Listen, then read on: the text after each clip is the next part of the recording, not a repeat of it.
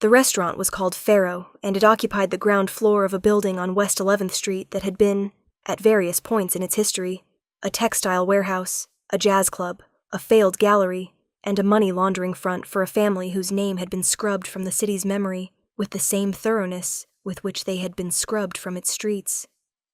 Now it was one of the most exclusive dining establishments on the Eastern Seaboard, a place where reservations were made not through a website or an app, but through a phone call to a number that was never published and answered by a woman named Celeste, whose voice could make a rejection sound like a benediction.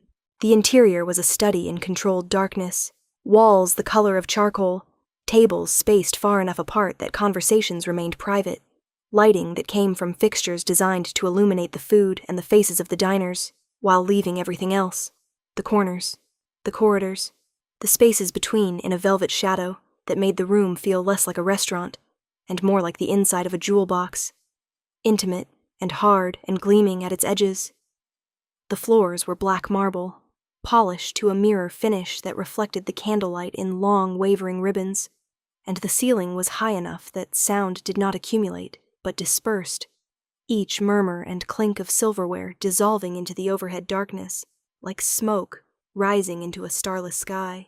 The smell was layered and precise, truffle oil and seared protein, and the mineral tang of expensive wine and, beneath it all, the faint, clean scent of the white lilies that were placed on every table, replaced daily, stems cut at exactly 45 degrees by a florist who understood that in a place like Faro, even the flowers were expected to perform.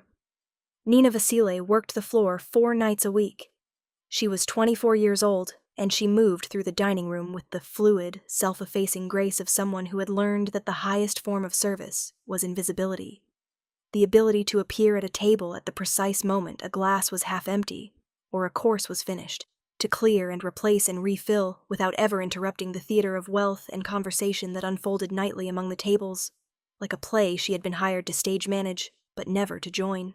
Her dark hair fell past her shoulders, pulled back from her face with a single clip that kept it professional without making it severe, and her features held a particular kind of stillness, a composure that might have been mistaken for blankness by someone who was not paying attention, but that was, in fact, the carefully maintained surface of a woman who felt everything and showed nothing, because showing was a luxury, and she had stopped being able to afford luxuries the year her father died.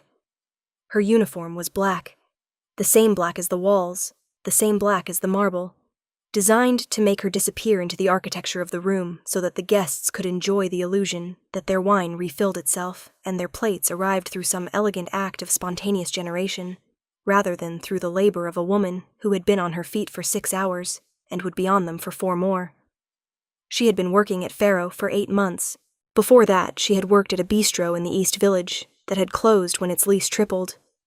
Before that, she had worked at a breakfast place near the university, where she had been a student before her father's death had rearranged the architecture of her life with the sudden total efficiency of a demolition charge, collapsing the structure of her future in a single afternoon, and leaving her standing in the rubble with a half-completed degree in art history, and a debt that grew like something organic, feeding on interest and late fees, and the compounding cruelty of a financial system that punished poverty for the crime of existing. Her father had been a carpenter, not the kind who built subdivisions from plywood and nails, but the kind who restored antique furniture, who could look at a broken chair from the 18th century and see not just the damage, but the original intention, the craftsman's vision, the ghost of the object it had been before time and neglect had diminished it. He had worked with his hands every day of his adult life, and his hands had been extraordinary, scarred and calloused, and capable of a precision that seemed almost supernatural. And when he died of the heart attack that came without warning or mercy on a Tuesday afternoon in his workshop, those hands had been holding a chisel and a piece of walnut he was shaping into a replacement leg for a table that belonged to a family who would never know his name. He left Nina nothing but his tools, his debts, and a philosophy she carried like a second skeleton inside her body, invisible but structural, holding her upright when everything else tried to push her down. "You are not what they pay you," he had told her once, his hands moving over a damaged cabinet with the tenderness of a surgeon. "You are what you refuse to sell." Tonight was Friday, and Friday at Faro was a performance. The reservation list was full, 42 covers.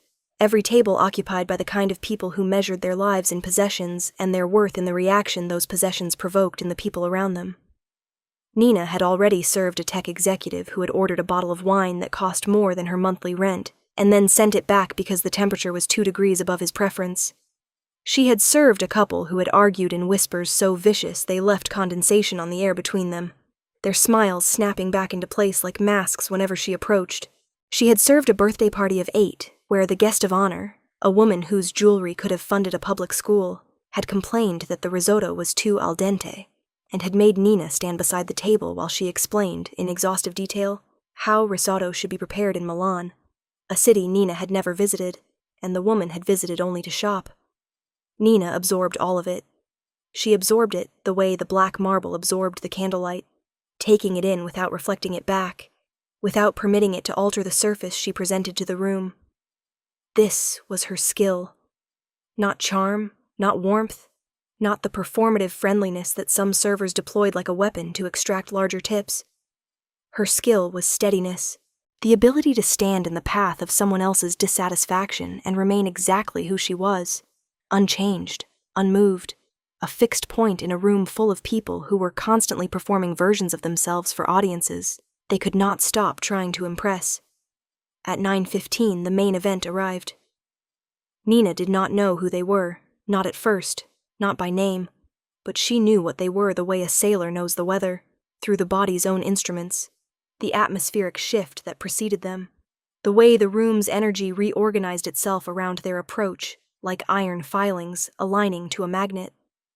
The maitre d', a man named Claude, whose composure was legendary, who had once been cursed at by a sitting senator and had responded by offering the man a digestif, straightened his posture by a fraction of a degree. The sommelier, halfway through a pour at table 9, paused for a heartbeat that was perceptible only to Nina, because she had learned to read the room's rhythms the way her father had read the grain of wood, by looking for the lines of force, the natural directions, the places where the material wanted to go. They came through the entrance in a formation that was not quite military, but was too precise to be casual, a choreography of bodies moving through space with the practiced coordination of people who understood that proximity was protection and arrangement was communication. First, 2 men in dark suits who were not guests but architecture, human walls whose function was to enter a space before the person they protected and to reshape it through their presence alone, their eyes moving across the room with the flat, comprehensive sweep of surveillance equipment. Then a woman, then a man. The woman entered the way a blade enters a room, edge first. She was tall, taller than Nina, with the kind of height that had been amplified by heels so sharp they clicked against the marble floor with the percussive authority of a metronome. Each step a small declaration of territory claimed. Her hair was blonde, not natural, but expensively maintained, falling in waves that had been shaped by hands that charged by the hour, and her face was beautiful in the way that certain modern buildings are beautiful. All surface and geometry, and the relentless elimination of anything that might be mistaken for softness. Her dress was red. Not the muted, sophisticated red of wine or autumn leaves, but a red that demanded attention with the insistence of an alarm. A red that existed not to complement, but to dominate, to ensure that every eye in the room found her and remained. Her jewelry was not jewelry. It was armor. Diamonds at her throat, diamonds at her wrists, diamonds in her ears, each stone catching the candlelight and fracturing it into spectrums of cold fire that danced across the walls as she moved. She carried a clutch that was so small, it could not have contained anything more consequential than a phone and a lipstick, which was itself a statement. The declaration that she required nothing because everything she needed was provided by forces she did not have to name. The man beside her was Enzo Ferraro. Nina would learn this later. In this moment, he was simply a presence, a gravitational center around which the room had begun to orbit without anyone having made a conscious decision to do so. He was perhaps 30, perhaps older, the kind of age that wealth and discipline made ambiguous, and he wore a black suit that did not announce itself because it did not need to. A suit cut so precisely to his frame that it seemed less like clothing and more like a second skin, a surface that revealed the architecture beneath rather than concealing it. His shoulders were wide, his posture the posture of a man who had never in his life needed to make himself smaller to fit into a space, and his face was composed of planes and angles that suggested not handsomeness in the conventional sense, but something more fundamental, a structural authority, as if his features had been designed not to attract, but to command. His hair was dark, cut close, and his eyes were the darkest thing in a room built from darkness. Eyes that moved slowly and saw everything and revealed nothing. The eyes of a man who had learned that observation was a form of power more potent than speech. He walked beside the woman in red, but he did not walk with her. The distinction was subtle and probably invisible to anyone who was not trained, as Nina was trained, to read the distances between people as carefully as she read the distances between tables. His body was near hers, but not oriented toward hers. His hand was not on her back, not at her elbow, not in contact with her at any point. He moved through the room the way a river moves through a landscape, following his own course, and if she happened to be beside him, it was because she had chosen to walk where he was going, not because he had adjusted his trajectory to include her. They were seated at table 3, the corner table, the table that was held every Friday for guests whose reservation was not made through Celeste, but through a different channel entirely, a channel that did not involve requests but involved understandings. Nina was assigned to their section. She approached the table with a carafe of still water and 4 menus, 2 for the couple and 2 for the men in dark suits who sat at the adjacent table, close enough to intervene and far enough to provide the illusion of privacy.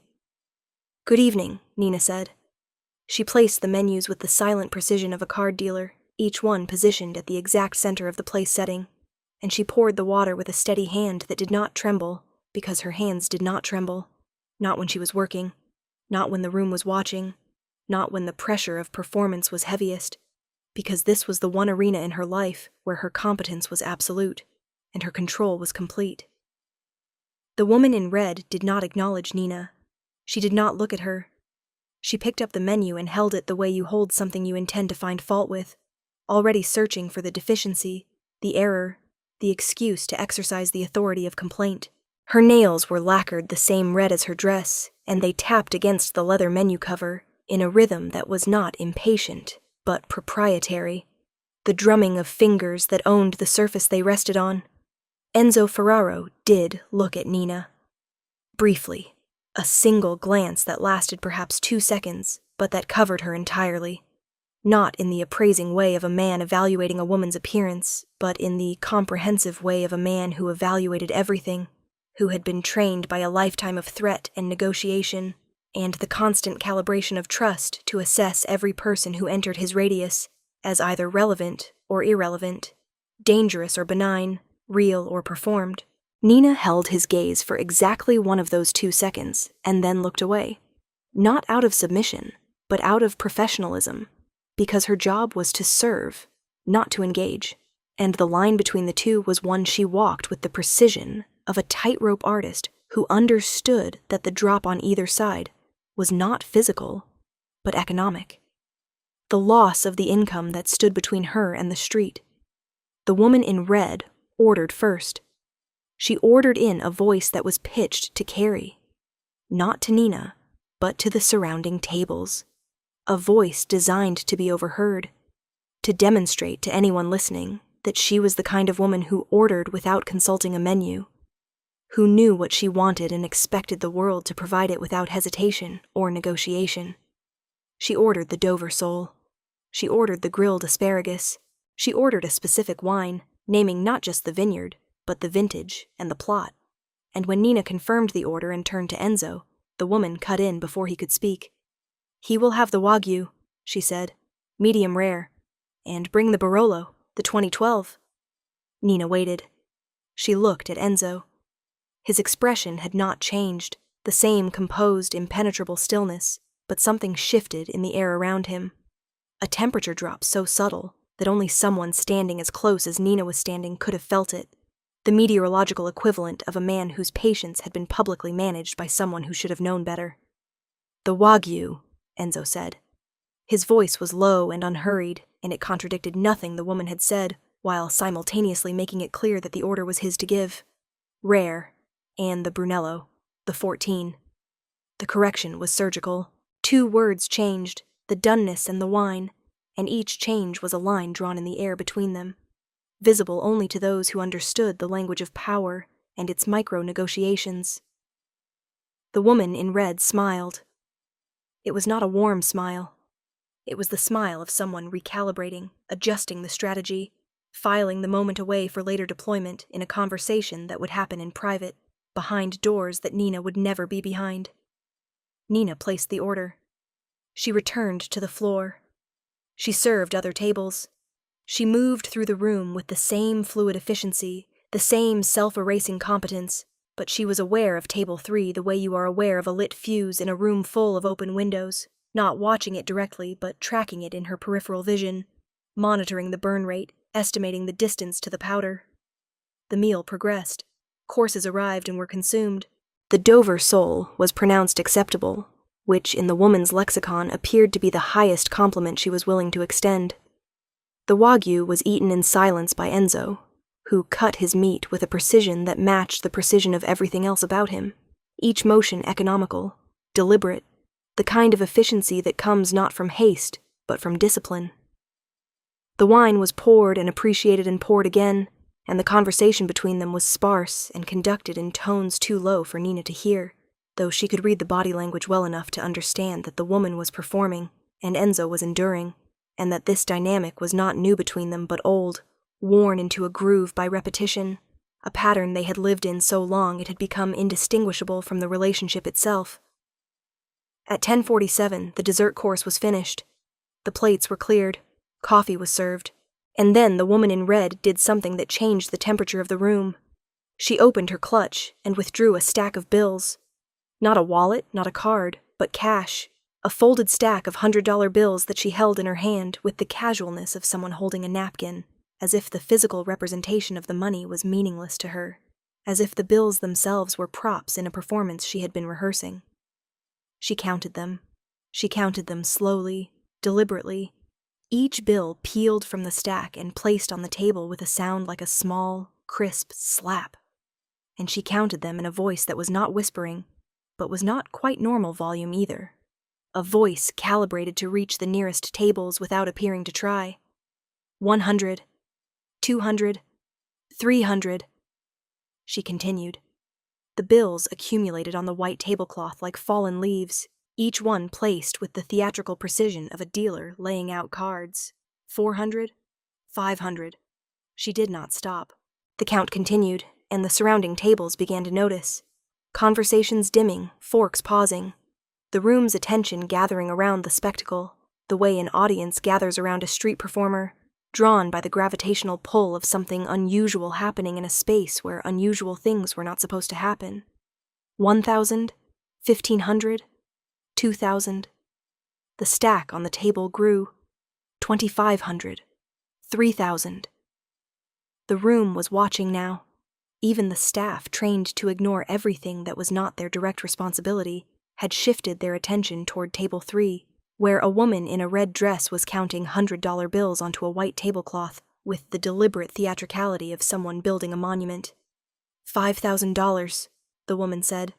She placed the last bill on the stack and squared the edges with her lacquered nails, tapping the pile into a neat rectangle with the satisfaction of a mason setting the final brick. She looked up at Nina, who had been standing 3 steps from the table, waiting to offer the check, and who had watched the entire performance with the same composed, unreadable expression she brought to every interaction in this room. "This is for you," the woman said. She pushed the stack of bills across the tablecloth toward Nina with a single finger, the way you push a chess piece across a board. "A little something for your trouble tonight. Buy yourself something nice." She said this last phrase with a smile that was not generosity, and was not kindness, and was not anything that Nina's father would have recognized as human warmth. It was condescension distilled to its purest form, the smile of a woman who understood that money could be used not just to buy things, but to buy people, to reduce them, to transform a human being into a recipient, a dependent, a pet whose gratitude was the real currency being transacted. The room held its breath. Nina could feel it, the collective intake, The suspended exhalation of 42 covers worth of wealthy, powerful, socially attuned human beings who understood exactly what was happening and who were waiting, with the ravenous attention of an audience at a blood sport, to see what the waitress would do. Because this was the game. This was the entertainment. Not the money itself, which was meaningless to a woman who wore it on her body in the form of diamonds and silk, but the moment of submission, the anticipated gratitude, the performance of a poor woman overwhelmed by the generosity of a rich one. It was a transaction designed to produce a specific result, and the result was hierarchy. The public confirmation that money could buy not just service, but dignity, not just labor, but the self-respect of the person performing it. Nina looked at the money. $5,000. She calculated because calculation was automatic, wired into her the way her father's understanding of wood grain had been wired into him, the product of years spent surviving in a world that demanded constant arithmetic. $5,000 was 3 months of rent on the apartment she shared with a roommate who was never home. $5,000 was the remainder of the tuition balance that prevented her from re-enrolling at the university. $5,000 was the credit card debt that charged her 23% interest, and that grew each month like a tumor she could not afford to treat. $5,000 was freedom, or at least a version of it, a loosening of the ropes that kept her tethered to shifts and side jobs, and the grinding, incremental mathematics of a life lived in the space between what she earned and what she owed. She looked at the money. She looked at the woman. She looked at the room, the watching eyes, the suspended forks, the held breath. She felt the weight of the moment the way her father must have felt the weight of a piece of wood in his hands, understanding its grain, its density, its willingness to be shaped. And she knew with a certainty that was not thought but bone, not calculation but architecture, that this money was not a gift. It was a purchase, and the thing being purchased was her. "No, thank you," Nina said. The words fell into the silence of the room like stones dropped into still water, and the ripples spread outward in concentric circles of disbelief. Nina did not raise her voice. She did not dramatize the refusal. She said it the way you decline a second cup of coffee, with a simplicity so total that it was, in its own way, more devastating than any speech or declaration could have been. She said it, and she stood there, her hands at her sides, her posture unchanged, her expression unchanged, the same composed, steady surface she had maintained all evening. The surface her father had taught her to build, not as armor, but as architecture, the visible expression of an interior that could not be bought because it had never been for sale. The woman in red blinked.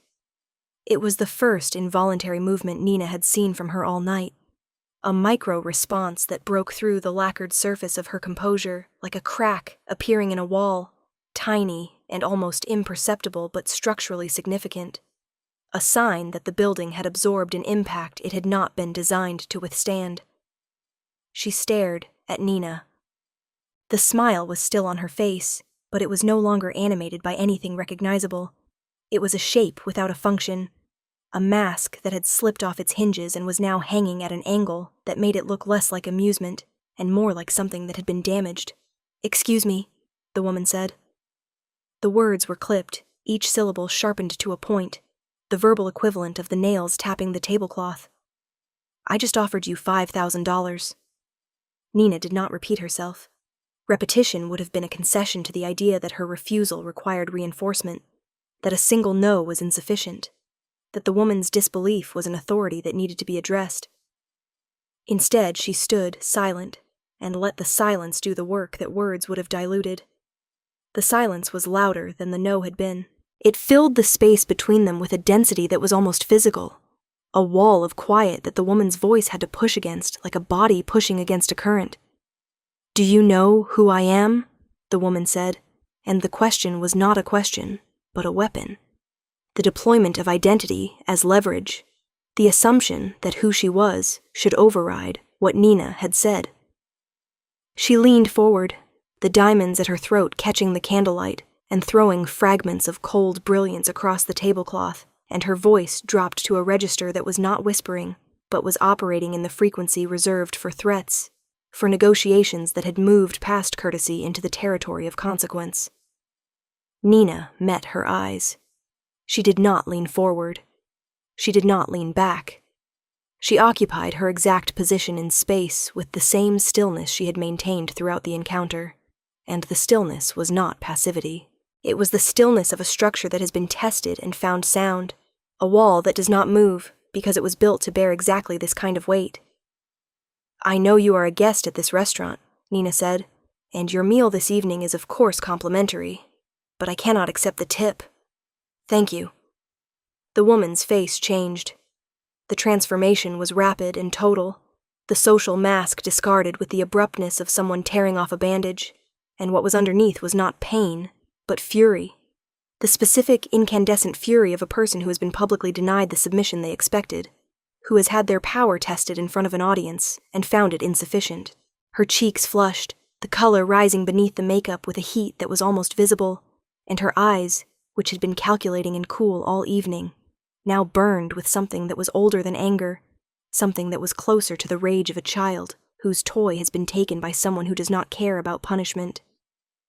She turned to Enzo.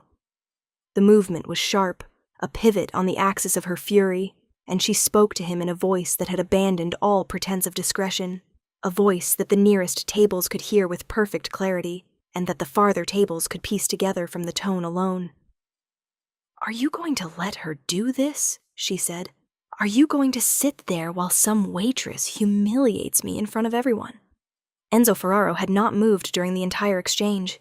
He had sat in his chair with the same composed architectural stillness he had maintained since arriving, his coffee untouched in front of him, his hands resting on the table on either side of the saucer with the relaxed precision of a pianist between movements. His eyes had been on Nina during her refusal, not on the money, not on the room's reaction, not on the woman whose performance had unraveled in real time in front of 50 witnesses. On Nina.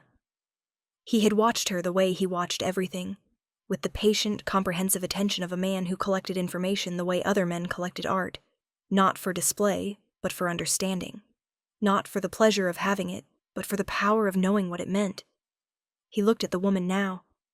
The look lasted 3 seconds. 3 seconds during which the woman's fury, which had been a flame burning freely in the open air, encountered a surface that would not catch. His eyes were not angry. They were not cold. They were something worse. They were still. The stillness of deep water. The stillness of a blade that has not yet been drawn. The stillness that precedes not violence, but verdict.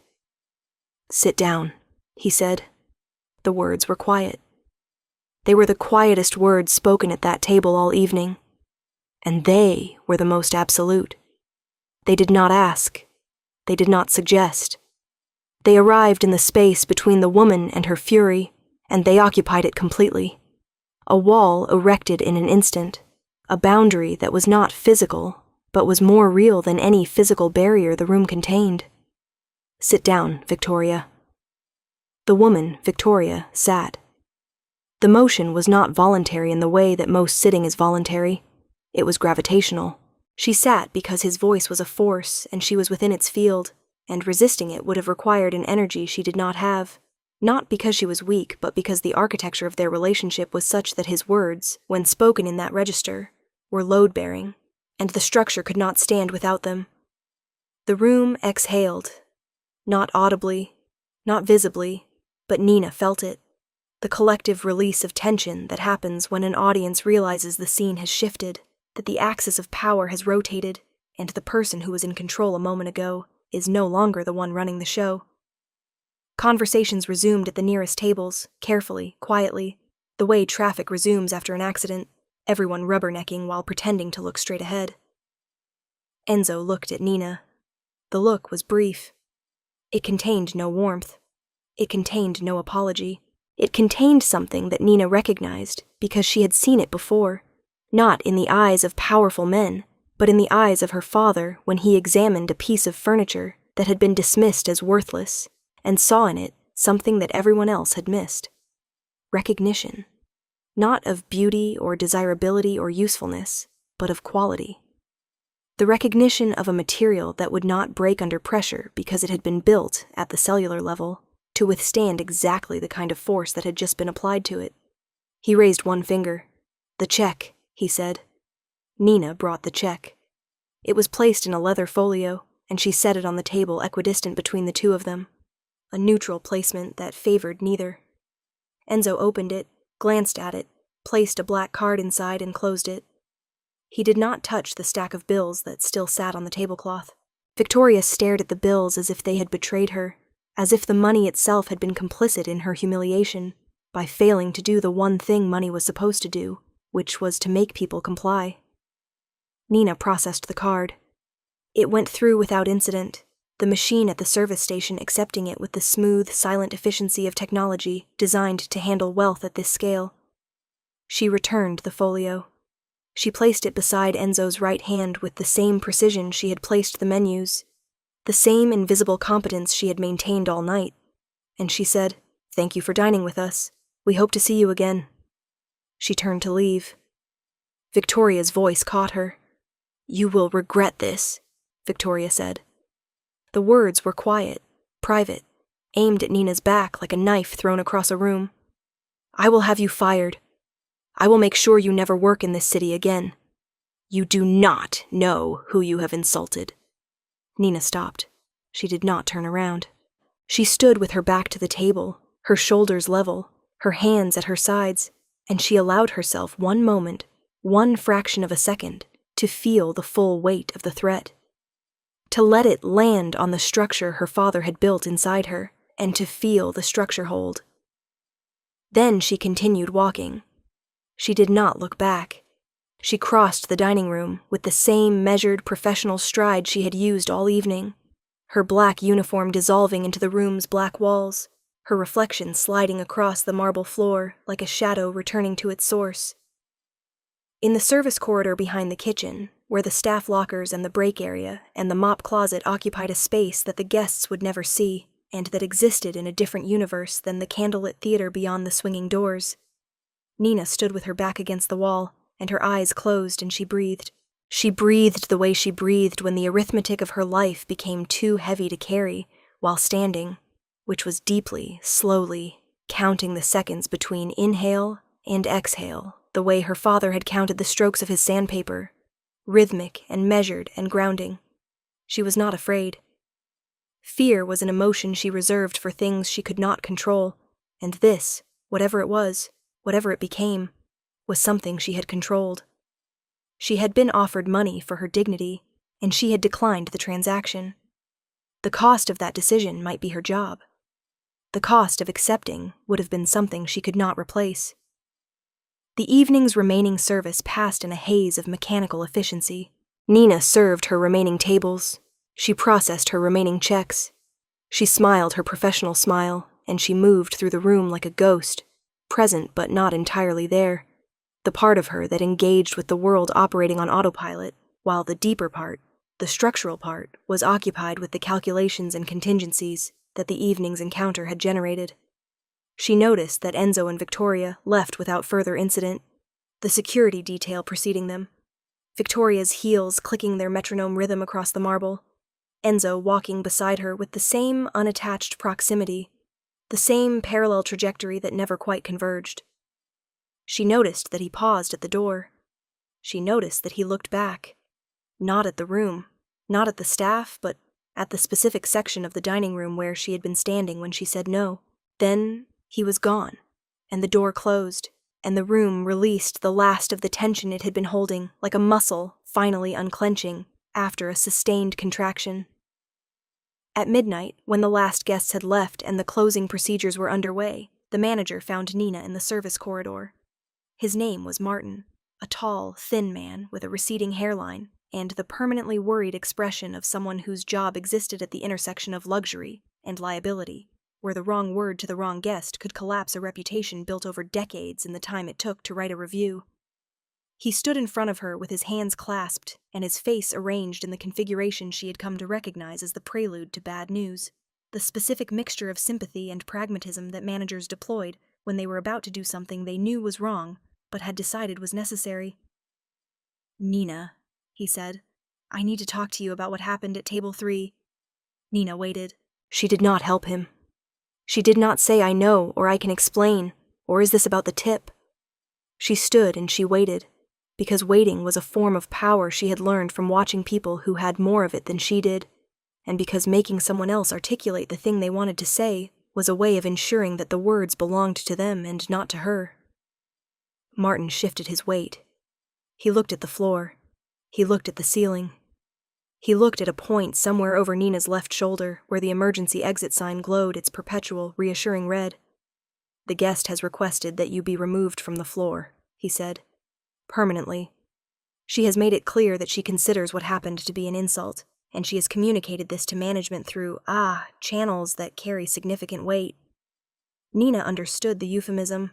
Channels that carry significant weight meant that the woman in red had access to people who had access to the decisions that governed Nina's employment, that the chain of influence ran from a dining table to a phone call, to a pressure that Martin was not equipped to resist.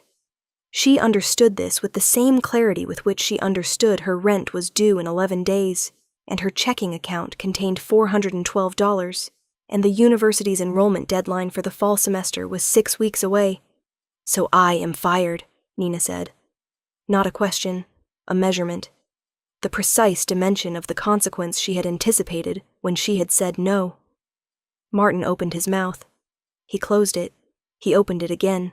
I am trying to find a way to, he began, and then he stopped, because the door at the end of the service corridor opened, and Celeste appeared, the woman who answered the phone that was never published, whose voice could make a rejection sound like a benediction, and whose presence in the service corridor at midnight was as unusual and significant as a cardinal appearing in a sparrow's nest.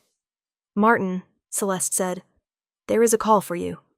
She paused, and the pause was loaded with information that her words did not contain, the verbal equivalent of a document with classified sections redacted, the meaning visible in the shape of what was missing.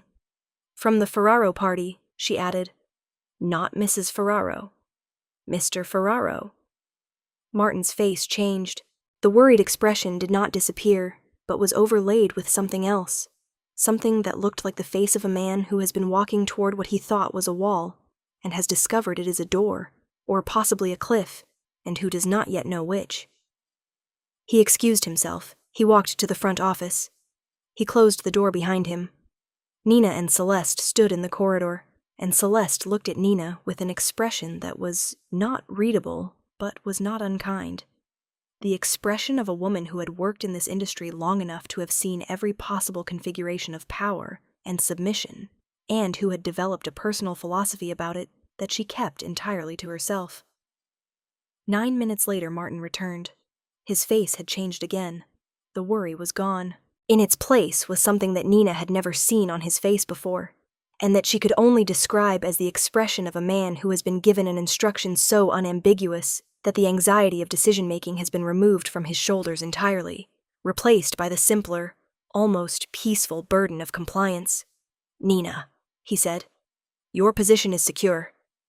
I have been informed that the request for your removal has been withdrawn. He stumbled over the words because they were not his words. They were the words of whatever had been said to him on the phone, translated into the diplomatic language of management speak, but still carrying the imprint of their origin, the way a fossil carries the imprint of the creature that made it.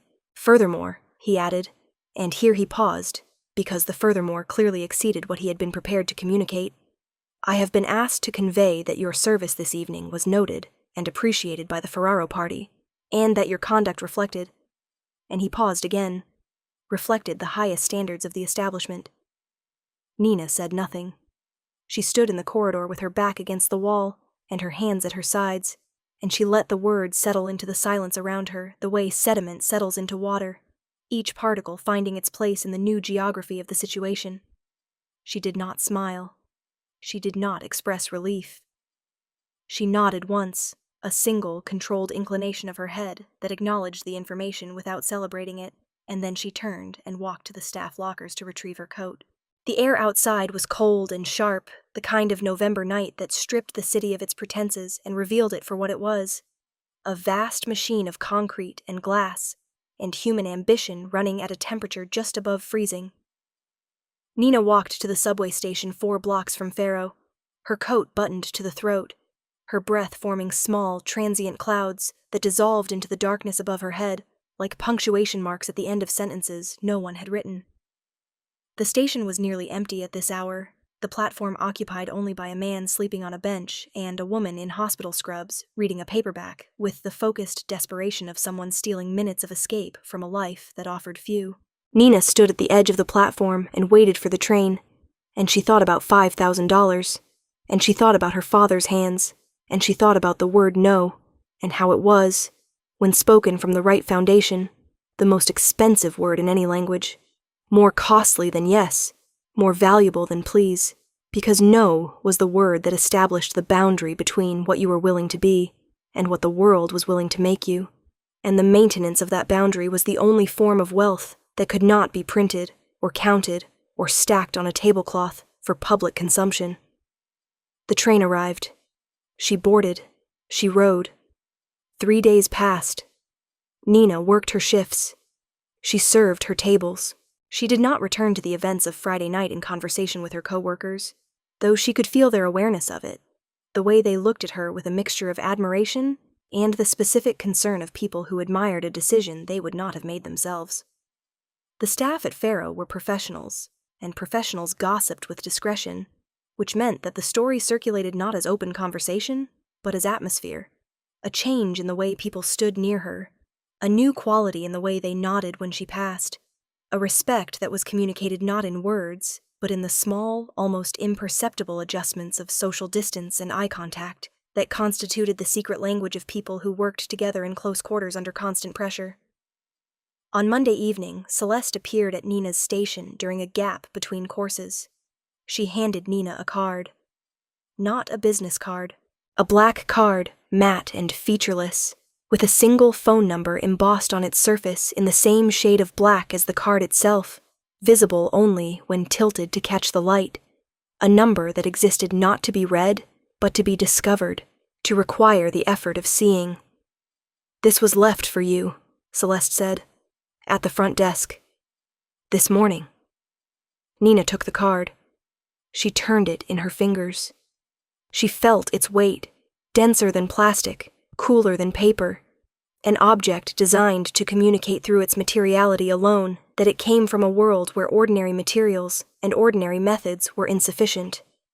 She did not ask who had left it. The question was unnecessary. The answer was in the weight of the card, in the number that hid in plain sight, in the fact that it had been left at the front desk rather than handed to her directly, a gesture that respected her workspace and her autonomy by not appearing there in person and forcing a conversation she had not consented to. She put the card in her pocket. She finished her shift. She went home. Her apartment was on the 4th floor of a building in Astoria, a walk-up with a radiator that clanked like a prisoner tapping on pipes, and a window that looked out over a courtyard where someone's abandoned bicycle had been rusting in the same position for the entire 8 months she had lived there. Her room was small and clean and organized with the meticulous care of someone who understood that the only way to maintain dignity in a space you could not control was to maintain order in the spaces you could. Her father's tools hung on the wall above her desk, not as decoration, but as theology, the physical manifestation of a set of beliefs about craftsmanship and care, and the moral seriousness of work done well, regardless of whether anyone was watching or paying or impressed. She sat on her bed. She took out the card.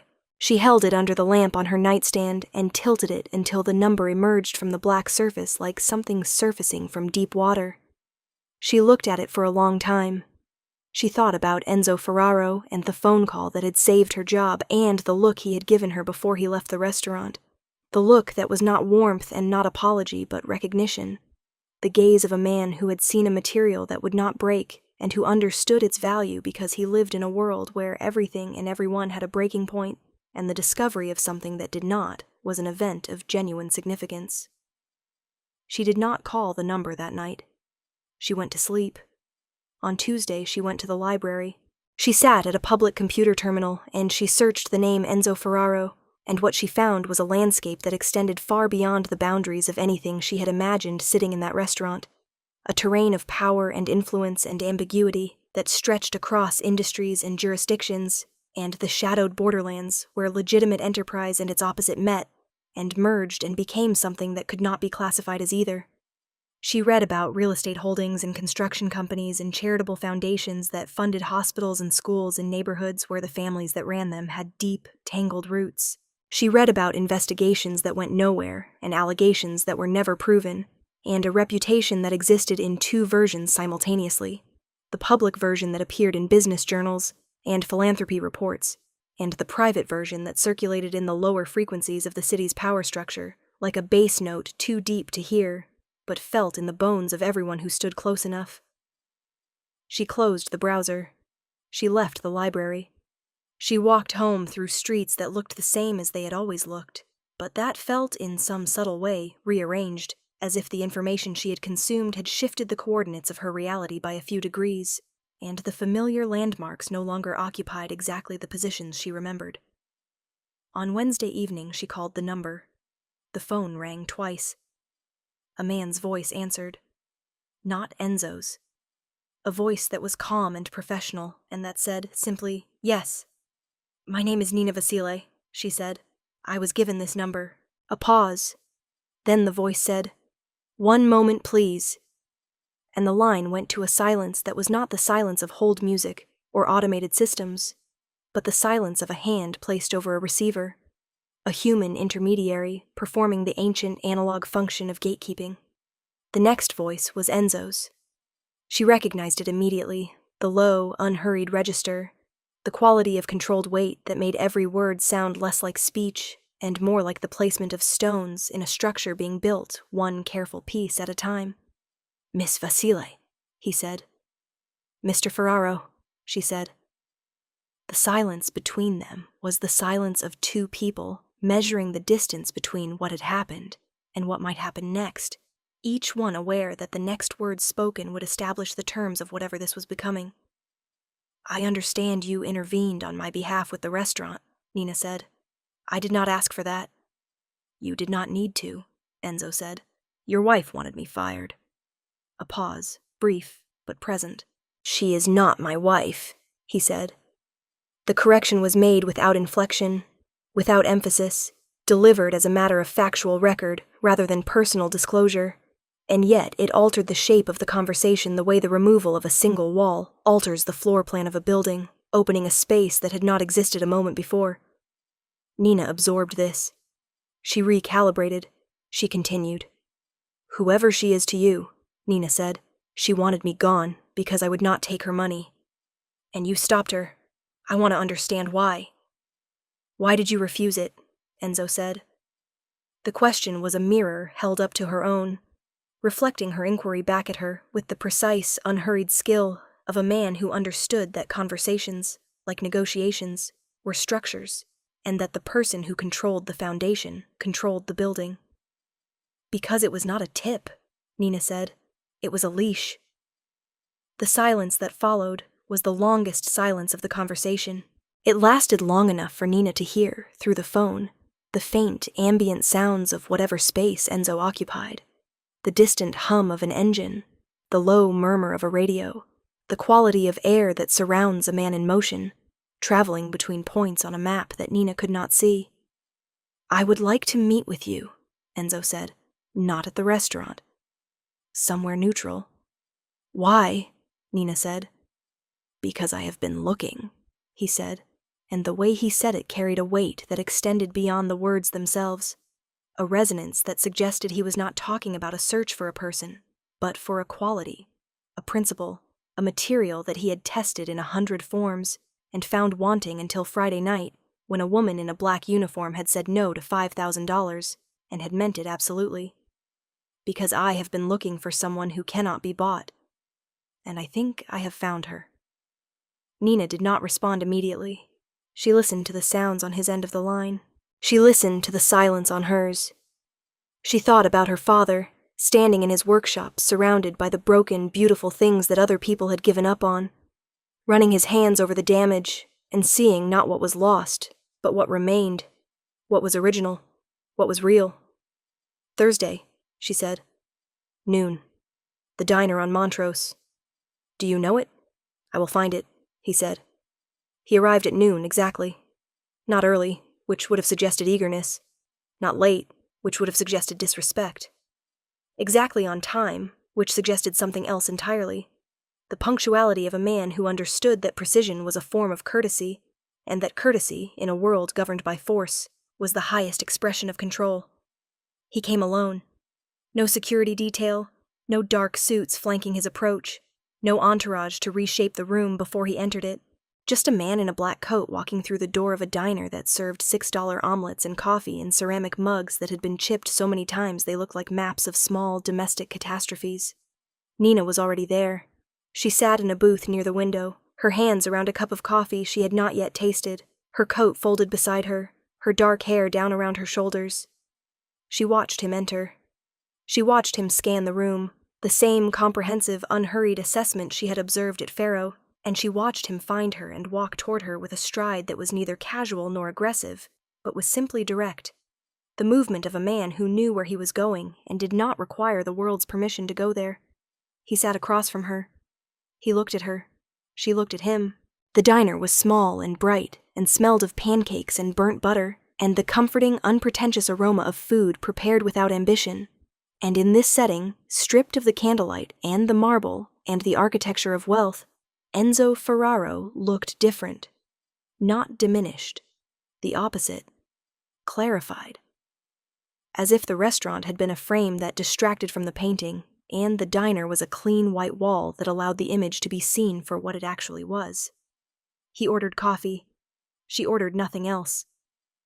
The waitress, a woman approximately twice Nina's age with the brisk, unsentimental efficiency of someone who had been pouring coffee since before Nina was born, brought the cup and left without commentary, and the two of them sat across from each other in a booth with cracked vinyl seats and a table with a wobble that Enzo noticed and corrected by folding a napkin and sliding it under the offending leg with a gesture so quick and precise it was almost invisible. Nina watched him do this. She watched his hands. They were careful hands. Controlled. The hands of a man who paid attention to the mechanics of the world around him and who fixed what he could fix with the tools available, even when the thing being fixed was as inconsequential as a wobbling table in a diner he would never visit again.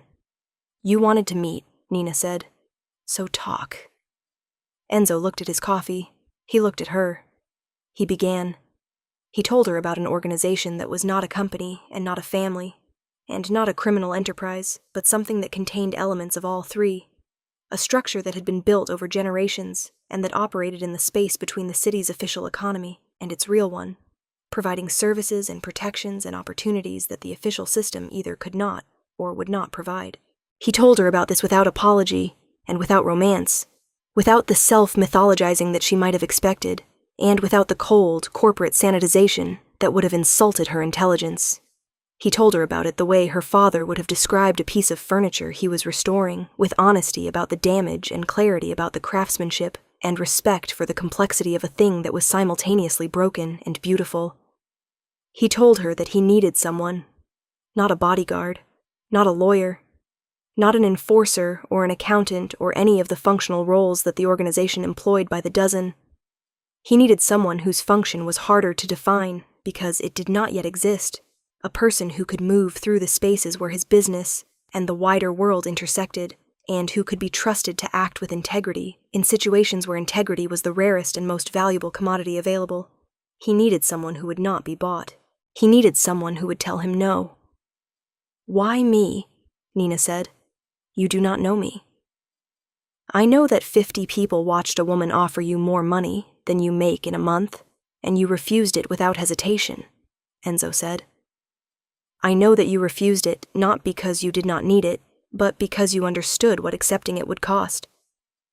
I know that when Victoria threatened your livelihood, you did not flinch." He paused.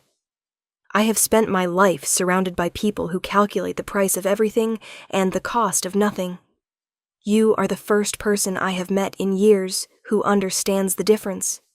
Nina held his gaze.